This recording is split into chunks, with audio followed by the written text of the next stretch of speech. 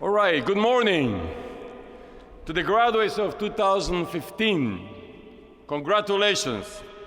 To honor your extraordinary achievements, I would like to take this opportunity to be thoughtful, reflective, and wise.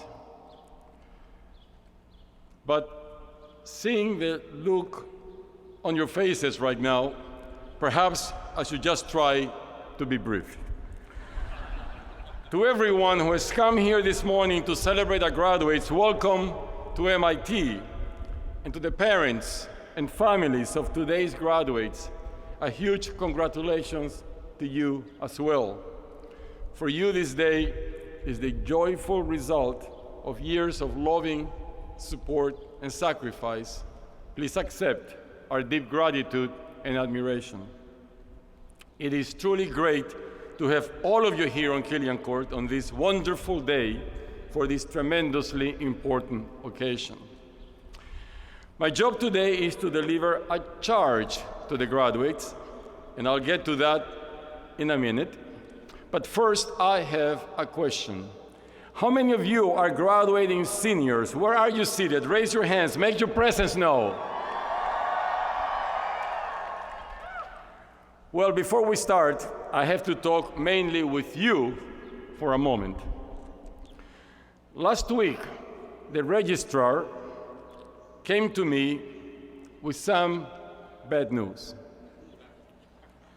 She told me that when you first got to campus in 2011, you were supposed to have your freshman convocation on August 28th, the same day Boston got hit with a Hurricane Irene.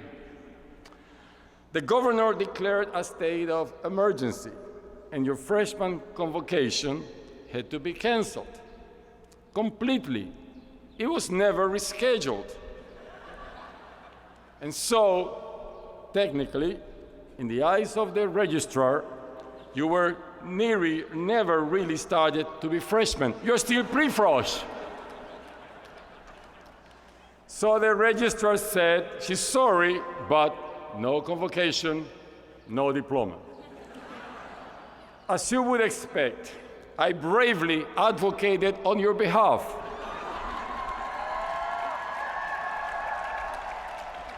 That's my story, I'm sticking to it. So I asked, is there any way to fix this? What if I gave the class some advice that would have been really helpful 4 years ago? Something like, I think you should invest in this strange little company called Uber. Well, I was able to persuade her, and she agreed that if I delivered any part of your freshman convocation speech today, she would give you credit for the full 4 years. So here we go. Now everybody, you're welcome to listen. That canceled speech featured a quote from an MIT graduate, Tom Schultz, class of 1969, course 2. In the 1970s and 80s, he was the creative force and technical brains behind a classic rock band called Boston. Perhaps some of the parents here remember them. And he believes his MIT education had a huge impact in his career. But even more important has been the impact on his everyday life. In his words, what he learned at MIT has, quote, affected the way I drive, the way I work out, how I do things around the house, and how I fly an airplane. It has enabled me to build unique equipment of all sorts, to deal with physical disabilities, to protect myself from injury, and to understand things in the physical world around me that are a mystery to most people. Even more valuable, MIT left me with the confidence to attempt innovation and the desire to learn. That's it. the confidence to attempt innovation, and the desire to learn. Your whole MIT education in the space of a tweet. So, at last, to the class of 2015, welcome to MIT. Tom Scholz did not mention a single course number or academic discipline, yet he explained the most important thing we offer at MIT, something that will serve you well whatever path you follow, from rock star to rocket scientist.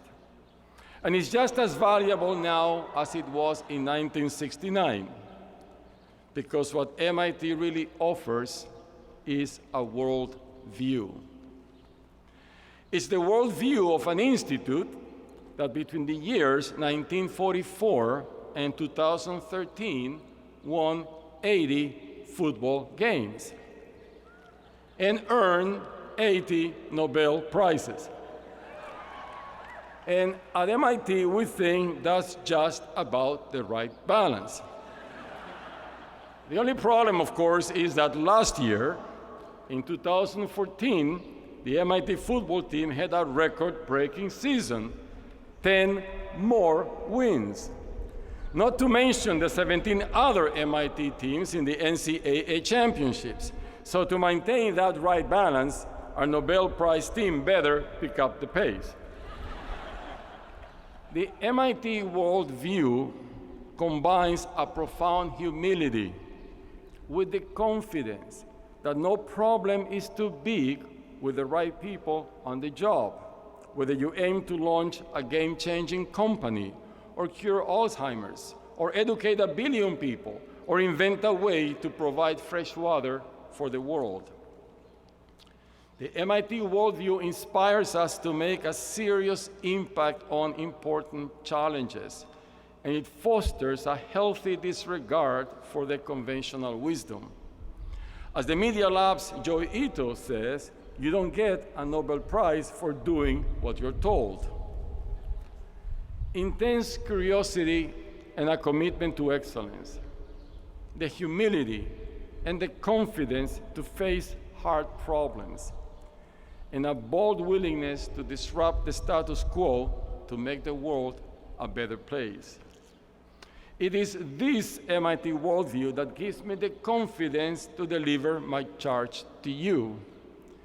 Because after you leave us today, I want to ask you, and I hope some of you know what's coming.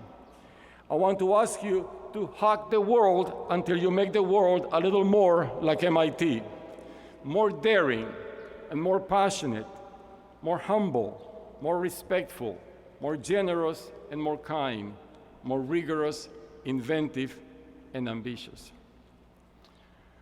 When Megan Smith brought us Google Earth, that was definitely hacking the world. But you don't have to start with a project as big as the planet. You can start in your own backyard.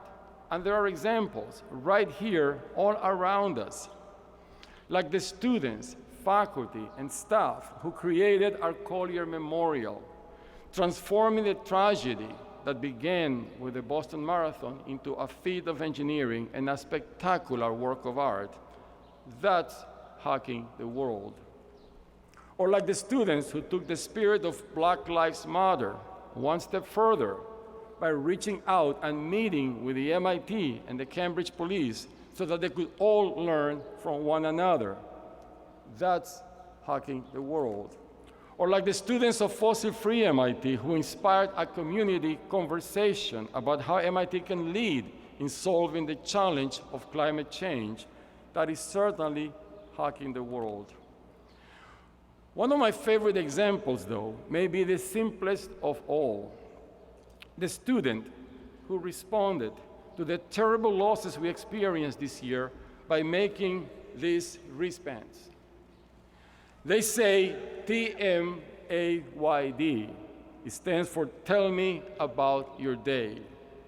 She created them to give each of us a way to show that we're willing to listen when others need to talk, a way to break down the barriers of busyness embarrassment, and shyness, so that together we can make visible the great invisible network of kindness and understanding that supports us all.